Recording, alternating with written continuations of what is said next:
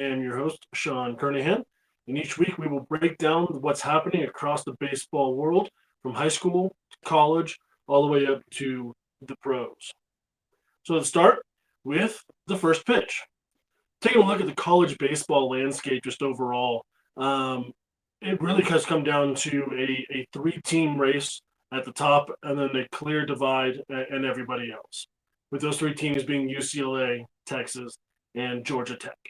UCLA, the one coming into the year, uh, between them and LSU, got most of the first place consideration. Texas has really shown well. They haven't been great in the midweeks. Some midweek losses and just some competitive games that otherwise wouldn't. There's a little bit of a concern. They play down to the opponents a little bit, and they are now out their star shortstop Adrian Rodriguez for 2 to 3 weeks with a hand procedure. That said, they're largely ranked number two across the country, and then the third team is Georgia Tech, another team that is just absolutely blowing the doors off people. They've had a great season so far, and it's really been those top three in the college baseball. Now, one thing that the three teams have in common is, according to D1 Baseball, they all have a top 11 catcher in college baseball.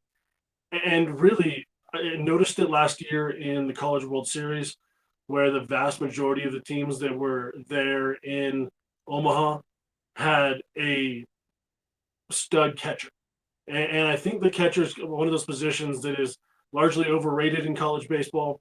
And because there is, the coaches do call a lot of the pitches and things like that, but it's clear that the catcher has a massive impact on college baseball.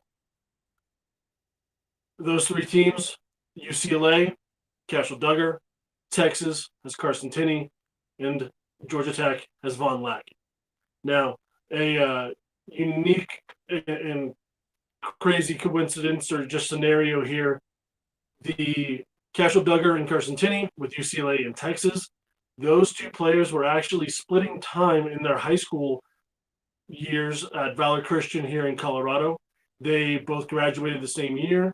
Cashel Dugger actually spent a lot of time at third base because they had two Power Five committed catchers, with Carson Tinney heading to Notre Dame before transferring to Texas this year, and Cashel Dugger being at UCLA.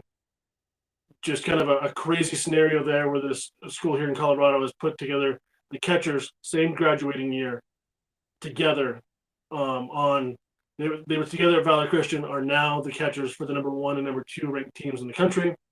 Then you have Vahn Lackey, who is absolutely a man possessed at the plate this year.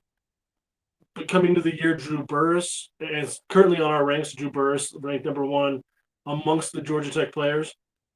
But there's a real chance that Vahn Lackey, it jumps him by the time we do our next update. He is surefire number one catcher in college baseball. And again, I really think that the catching position is something in college baseball that is showing it has a real impact on the success of a team. And I don't think that that's a coincidence. I really do think that is something to follow and keep in mind. Also going on across baseball, minor league baseball season. We are through our first weekend of AAA baseball as this is published on Thursday, April 2nd. Most of the rest of minor league baseball will get started. Some teams not until Friday the 3rd, but as of this coming weekend, we will have all four full season leagues levels live and active in minor league baseball.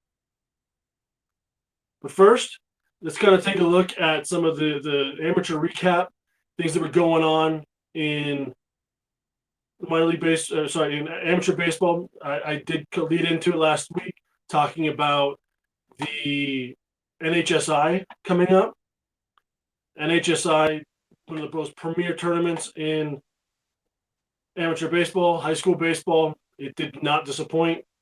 We saw Orange Lutheran in the semifinals, walk-off Castile 2-1 on a slash bunt in the bottom of the seventh. Venice moved into the championship game with a 4-1 win over Baylor. Orange Lutheran held off Venice as the Venice tried to make a late run there against Orange Lutheran in the championship game, but Orange Lutheran ended up winning the NHSI 7-6. Some of the standouts: Eric Zdunek was the MVP of the championship game for Orange Lutheran. CJ Weinstein was on the barrels all weekend. He, lead back the ball skills. He showed some real whip in the barrel, some ball jumping off the bat. Gary Morse was a stud for Orange Lutheran when their complete game shutout win against Regis Jesuit, where Gary Morse struck out 16, an NHSI record. His fastball was sitting 91 to 96, curveball on 83. The changeup, probably the best pitch in the event, it was sitting around 82. Graham Houston, if you're watching, was the opening clip with his grand slam. It is Merrick Houston's brother, the former Wake Forest star. He has the defensive chops, not too far off of where his brother was, but where Merrick Houston had some real questions in the power potential. Graham Houston, as he showed with the grand slam, has more power potential in his profile. Other arms that really showed well, we had Grayson Willoughby was up to 97. Wilson Anderson looked good. Samir Muhammad, the 2027, he was 94 to 98. Curveball and slider, changeup and slider, both in the mid 80s. There's some effort in the delivery with Samir Muhammad, but really he's got a ton of potential. So there's reliever risk, but the upside is huge with Samir Muhammad. Moving on to the preview for this coming weekend. The amateur game that I will be absolutely locked in on is going to be USC UCLA. Rivalry game, battle for LA, just number one team in the country against arguably the best pitcher in the country this year in Mason Edwards. So Friday night with Logan Redeman against Mason Edwards. Mason Edwards, before this last weekend, he was 5-0 with an 0.67 ERA, 74 strikeouts, 20 walks, and just a 0.82 batting average against. His command came back to earth a little bit. He struggled with some command. He walked 6 over the weekend against, I believe it was Maryland. Yes, Maryland. He went 4 1/3. He had 4 hits, 4 runs, only 2 of them earned. But again, 6 walks. He was in double digits in the Ks. He had 10 strikeouts yet again. But he has been absolutely dominant here early this season. He doesn't have the most overwhelming stuff. His fastball kind of into the 88 to 93 type numbers of velo readings. But if there's a real concern beyond that, it's the breaking ball sharpness. He's got good shape to it. It just doesn't have the bite that a lot of scouts are looking for. But if he continues to put up numbers like this, there's no denying that he can do the job. This coming weekend against UCLA and that loaded lineup, they will see Rock Chalowski, number 1 on our board, Mulavai Lavu, Roman Martin, Will Gasparino, and Dean West, all in that lineup for the 2020, who will likely all be drafted here in 2026. Not to mention the Dominic Cadiz and Aguayo at second base, 2 freshmen that are making impacts. It is a really impressive lineup. I mentioned earlier Cashel Dugger. He's a guy at the catcher. Going to be a really good lineup for UCLA. Easily the best lineup Mason Edwards will see all season. And so this is going to be the weekend, the matchup that really matters and really impacts his draft stock possibly as much as any other outing. So it'll be important to see what he can do there. Our own Jordan Durrell will likely be at that matchup as Mason Edwards does face off against Logan Redeman, who's 7-0 this year, 2.72 ERA. Strikeout to walk ratio is stupid, 56-6. It's going to be an absolute pitcher's duel. A couple of good lineups. Maximo Martinez, one of the key bats in the USC lineup. Going to be a lot of fun to watch that one. Now going on to the pro recap, as we came in last week, focusing in on the team, the matchup that had the number one prospect in baseball with the Indianapolis Indians and Konnor Griffin against the St. Paul Saints. That matchup in Indianapolis to start the AAA season. It was a great weekend out there. A lot of fun to watch. But the Friday night was the one that we were focusing on with Connor Prielipp on the mound for the St. Paul Saints. And he delivered. He had a really good outing. He went 4 innings. You expect those shorter outings in the first outing of the season. But 4 innings, just 1 hit, 1 run, 5 strikeouts. That run came in the first inning. He walked Konnor Griffin to lead off the game, who subsequently stole second, 3-4-0 to steal that second base. Then ended up scoring a little bit later in that inning. But Prielipp, again, 4 innings, just 1 hit, 1 run, struck out 5. His fastball sitting 93-96. Changeup 84-87. His breaking balls were registered on StatCast as slider curveball. They kind of have more of a cutter slider look, if you ask me. But either way, they were efficient, effective. He had a really, really good game there to start the season. Kalen Culpepper, if you're watching, you're seeing his highlights from that game. He went 3 for 4. He came in the next night, hit his first home run of the season. Kalen Culpepper had a really good weekend. Walker Jenkins 1 for 4. In fact, St. Paul had 4 of MLB top 5 prospects in the Twins system, all playing in that game, that opening game to start the season. Konnor Griffin was the only Pirates prospect with a hit in the matchup. Jamar Johnson went hitless. Passport Jackson Garcia went hitless. But Konnor Griffin 1 for 3. He did get the walk. He scored 2 runs in the game. But ultimately, he scored both runs, actually, for Indianapolis. St. Paul won 4-2 on that one. Moving on to the 5th and previewing the upcoming, what pro game I'm going to be locked in on. To be honest with you guys, at the time of this recording, we don't have the pitching matchups for this weekend. So I'm going to do a little bit of a generic preview and say the series I'm tuning into is going to be the Arkansas Travelers, the AA squad for Seattle, against the Midland Rockhounds, the AA squad for the Athletics. Which game? I'm going to go ahead and tell you whichever one Jamie Arnold throws it. Jamie Arnold is on that lineup, is on that team. I'm hoping and assuming he will end up lining up against either Ryan Sloan or Kate Anderson for Seattle. And that's really what whichever one that is, that Jamie Arnold pitches, that'll be the one I'm reviewing next week. We'll just see, again, like I said, at the point of this recording, the starting pitchers have not been announced. Ryan Sloan was as good a performance as any in the spring breakouts. Kate Anderson was, potential. There was talk about him going potentially first overall last year in the draft. Jamie Arnold slid somehow to the Athletics, which was a bit of a surprise there. So going to be a really, really fun matchup when it comes to that.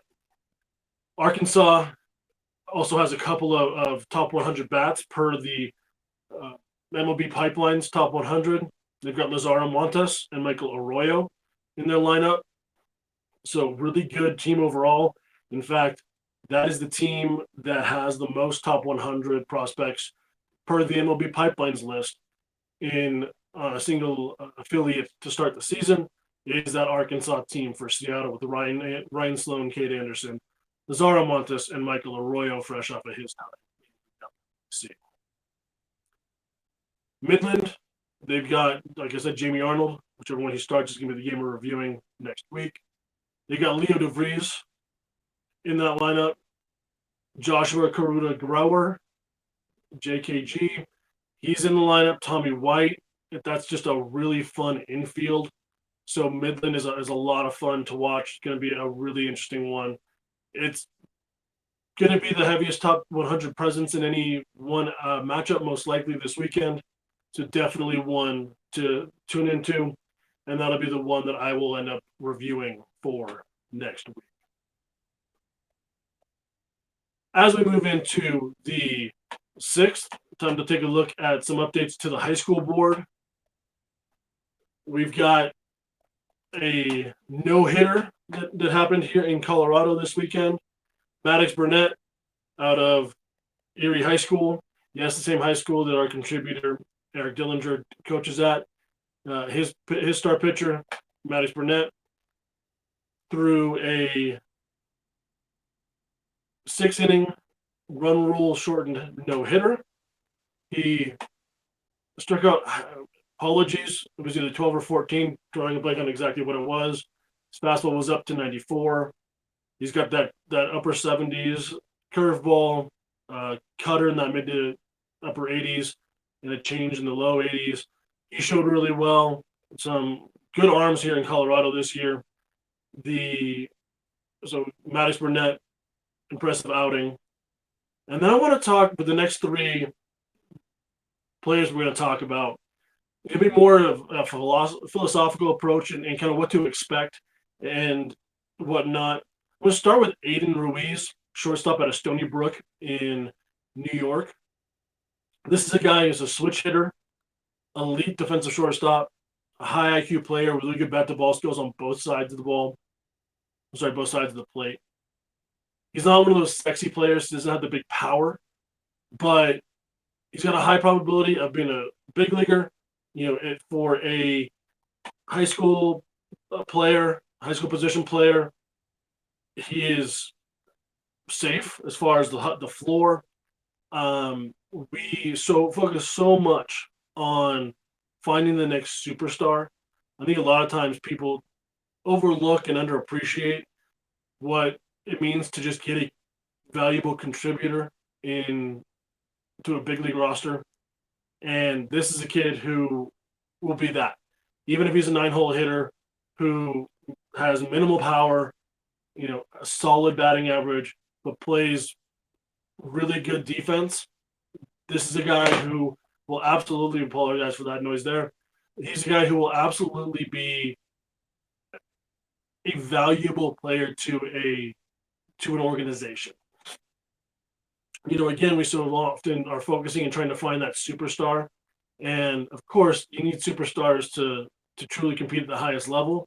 But having a guy who is a valuable contributor, you've got to have the full 26 and more available to you in order to contribute. We all want to find that superstar. Yes, you're looking at first-round draft pick. This guy got to be the franchise changer. Not necessarily. I mean, if you end up getting a guy who is a long-term contributor at a big league level, you have gotten yourself a win in the draft. And so often we look at, this guy turned out to be an average or even slightly below average Major League Baseball player. Well, that's still a damn good ball player and something that really does help a franchise, an organization. And Aiden Ruiz, like I said, he might not be the sexiest of prospects because there isn't going to be that home run power, that impact on the game, so to speak. But a guy who can get on base, play really good defense at shortstop, he's going to be a valuable asset to a big league organization. As we move on to the 7th and talk about the college side of things and the college guys I want to focus on, I'm going to start with Aiden Kanak. And another similar concept here. We've got Aiden Kanak, a low velocity, so to speak, pitcher he's got a 5-pitch mix. He's got an elite changeup. It's a high floor arm. It's like I said, that fastball doesn't get past probably 92, 93. He's a below average velo guy, but he's got the cutter, curveball, and slider. He's got the elite changeup. He commands all three. He's a guy who is probably never going to be more than like a 4th starter. At one point I thought maybe could be more of a number 3 starter. He hasn't had a little bit of regression all 3 seasons at Clemson, but I really do think that overall his ability to impact the game, just his likelihood of making it to the major leagues and contributing, being a back end of the rotation starter, that's a real value. Now, when we come to the draft, my guess is he and a guy like Joey Volchko could be in similar places. We'll see if Joey Volchko continues to improve with some of his command and whatnot. And if that is the case, Volchko will go much higher. And if Kanak continues to struggle and get hit around a little bit, he might fall down some. But really, we're talking about a guy like Joey Volchko, big velocity, massive stuff. But there's real command concerns. There's real risk in that profile. And if he doesn't ever make the big leagues, it wouldn't really shock anyone. We're talking about a guy who, plenty of stuff, just struggles to put it together. His time at Stanford, it was all about the stuff that he had. It never came to fruition, was never the results that so many of us were hoping to see. Meanwhile, Kanak is a guy whose stuff outside of the changeup, nothing's more than average. But again, he's a guy who I really think will have a really good. He will be a major league pitcher. It's just how high of a level. Who knows? Again, if you end up getting late first round, and at this point you wouldn't have to spend a first round pick, a late day 1 pick on a guy who ends up being a number 4, number 5, maybe a spot starter for you in the big league level. That is still a valuable asset, and to me, a win. We gotta, again, like I said, we want to see these superstars out of our draft, but sometimes just getting the contributors is going to be that guy. Another common debate going on right now is the LSU outfielders, Jake Brown versus Derek Curriell. I'm still higher on Curriell than Jake Brown. I'm higher on Curriell than a lot of people are. He's got that elite hit tool, the power. He just recently hit his 2nd home run of the season, so obviously not much in terms of power. Jake Brown already has more home runs this season. I think Curriell had for all 4 years of high school and his his year and a half in college. They are just different profiles. Both of them have a chance to stick in center field. But again, there's some concern with the hitability with Jake Brown, where Derek Curriell, that is not a concern whatsoever. If he's a guy that's a leadoff, he could be a leadoff guy, maybe even, or if you fall him down to the back of the lineup, either way, he's a guy with an elite hit tool. And while power is that sexy impact tool, the hit tool is one that can get you to the big leagues on its own. You can have incredible power and not to the big leagues because you can't make contact. I love Derek Curriell's aspect of that hit ability, his ability to make contact. I think it's really important, and he's still higher for me than the Jake Brown in that outfield. I'm still, like I said, higher on Derek Curriell than a lot of evaluators are. Curriell is sliding, and he's not having the greatest of seasons this year. I'll grant you that, and he will probably slide some in our next update. But I'm still a guy who is high on Derek Curriell. He's got the track record back to Orange Lutheran in high school. Been quote-unquote famous prospect for a long time, really well-known, been in all the showcase circuits. So while he's a draft-eligible sophomore, he is a guy with a lot of track record and a guy that I think is sliding more than his value determines it, which should. I think that if he isn't getting picked in the middle of the first round, you're talking about a guy who I can almost guarantee is going to be a big leaguer. He's got the floor of an everyday outfielder. That, to me, that's what his floor is. And that is a victory in the draft. Again, it does come down to some of that approach. You got to have a mix of safe and risk, because if you have the big risk, you can get the big reward.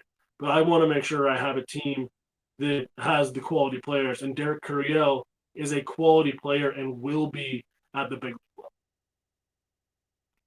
Not seeing moving on, we'll go straight to one of those big risk, big reward arms at the pro side of things. The pro arm I'm going to spotlight is New York Yankees prospect, right-handed pitcher Carlos LaGrange.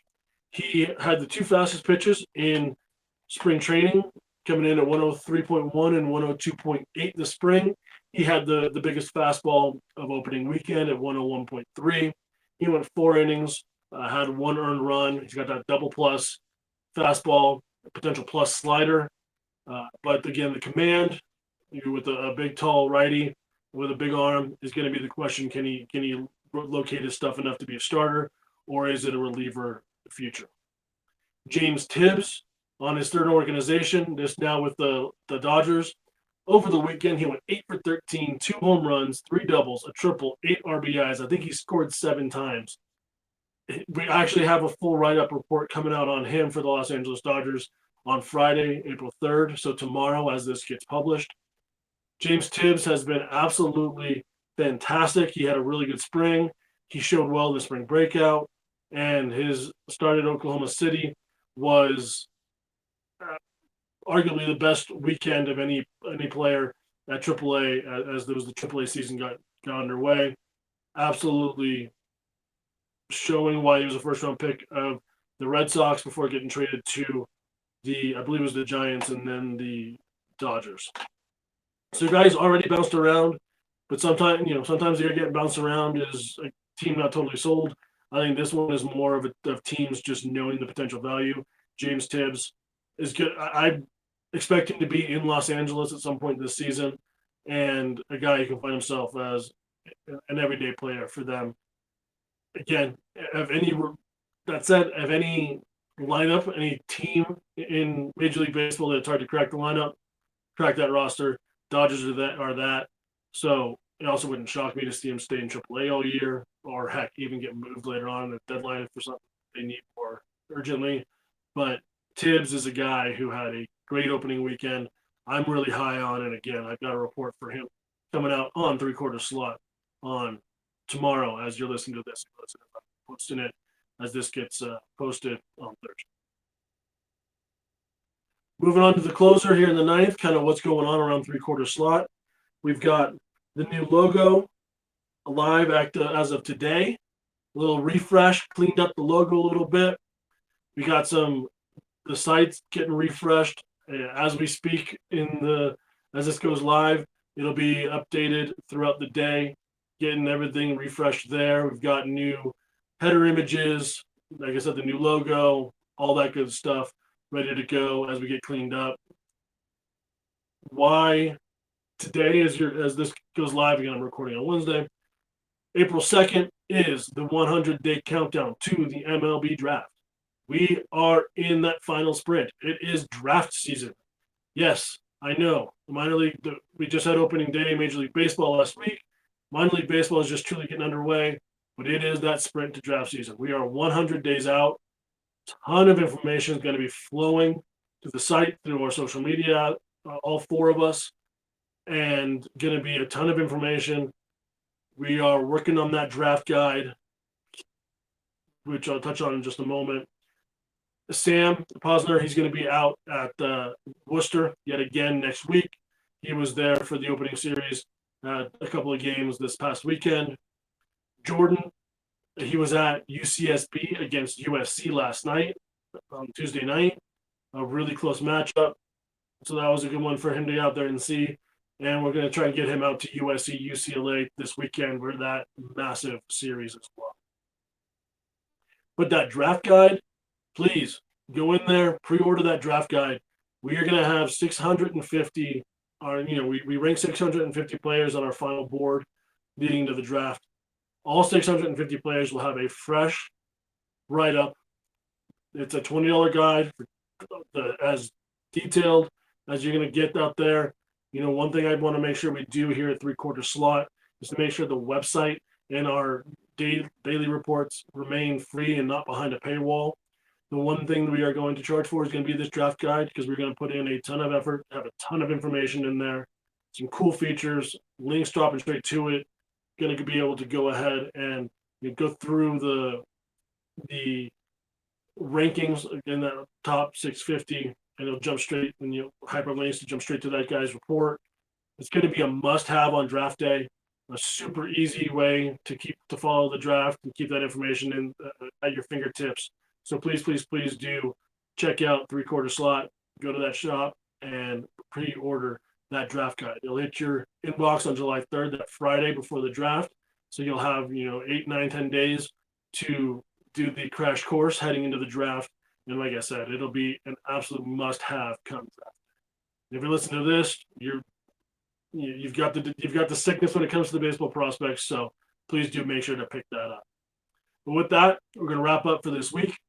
Again, we'll be back next week with a couple of those recaps for the USC UCLA game, the Midland and Arkansas matchup, some highlight 6 more players on different boards between high school, college, and pro, and so much more. Baseball season is full force happening starting this weekend. All 4 levels of minor league baseball, full season minor league baseball, back and live. We are in the heart of conference play in college baseball, coming out of spring break tournaments, the stretch in high school baseball. Just an absolute ton of information coming. So stay tuned. Check us out next week, and thank you for listening.